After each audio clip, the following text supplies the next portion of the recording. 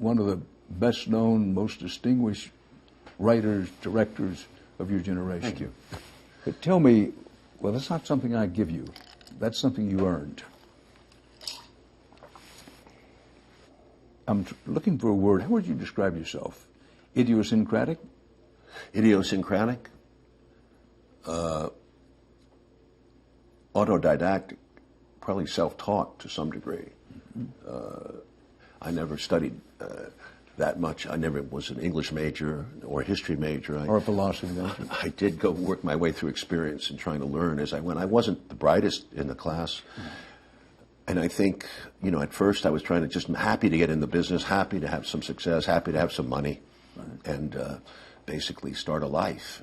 Because I come from, you know, the bottom. When in the 70s, in some ways, I was down and out, you know, down and out in New York. So for me, it was a big break to get out of it. But Oliver Stone did not grow up down and out. He spent his childhood in New York City.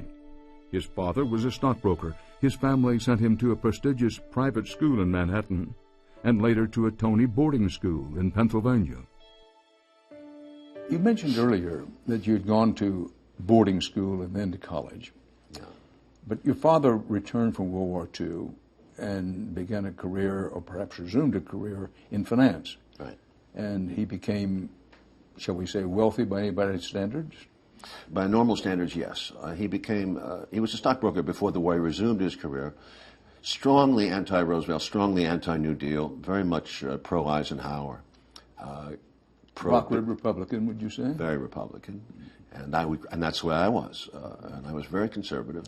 I want to talk about your biography, but you were mentioning your mother. Your mother was French. My mother was a French girl who, my father was a soldier in World War II, occupied Paris in 44, met her in late 44, and they ended up more or less hooking up. My mother had a fiancé, but my father was a lieutenant colonel, so he used his rank, I think, his clout to kind of push through. He was you know, the Americans were very popular in that period, liberating Paris. You were mentioning you learned to speak French before you learned to speak English.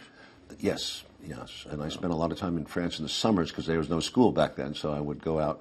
Actually, my grandfather had served in World War I in the French infantry, so I got to know the French countryside around all those war, Chateau Thierry, Argonne Forest. That's where we used to play.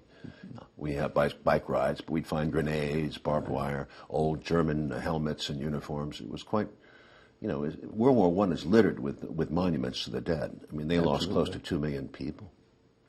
But the son of a U.S. Army officer, the grandson of a soldier. French infantry soldier.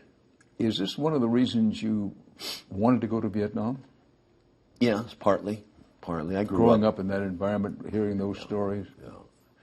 You know, growing up in America, I have to say, for me, was a very scary experience because in some ways, we were the center of the world, we were the richest country, but at the same time, we were constantly reminded by my father and other people of the Russian and communist Chinese threat, their mutual alliance to dominate the world. And I was very much aware of that because my father was political. So I remember the air raid drills. I remember the fear of nuclear warfare.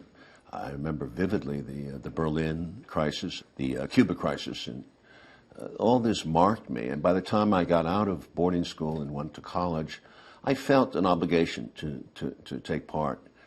And when the Vietnam War was touted as an important war, Time Magazine, New York Times, I mean, all the media sold us on this idea that we were going to lose Asia, the domino theory. Well, television was a part of that as well. Television huge part. news. Oliver Stone went to Vietnam first as a school teacher in Saigon. It was June 1965. Well, I want to talk about Vietnam in some depth. How did you get there? I volunteered for that, too. I'd been at Yale University my freshman year. I dropped out. I was in the class with George Bush. John Kerry was the big honcho on campus. He was 2 years older. And I wanted to get out of the whole thing. I didn't fit into Yale.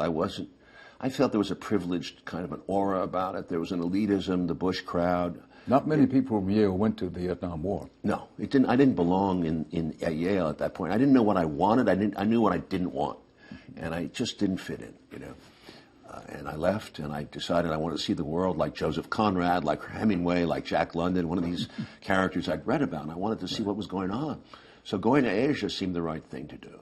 And they had a job open, if I could get there. My father helped me get there, and I applied, and they liked me, and they were a Catholic organization. And I found out years later, Dan, that the CIA was funding them because they were a Taiwanese-based Catholic organization, very anti-communist. But you didn't know that at the time. No, I had no idea. So it's very funny that in a way I ended up participating in the propaganda effort because the war was sold to us, the American people, as a strongly anti-communist effort, that this South Vietnamese government existed legitimately, and that it was a civil war, and that we were fighting on the right side against the North. But I don't for one second now believe it was a civil war. I think we believed that at the time.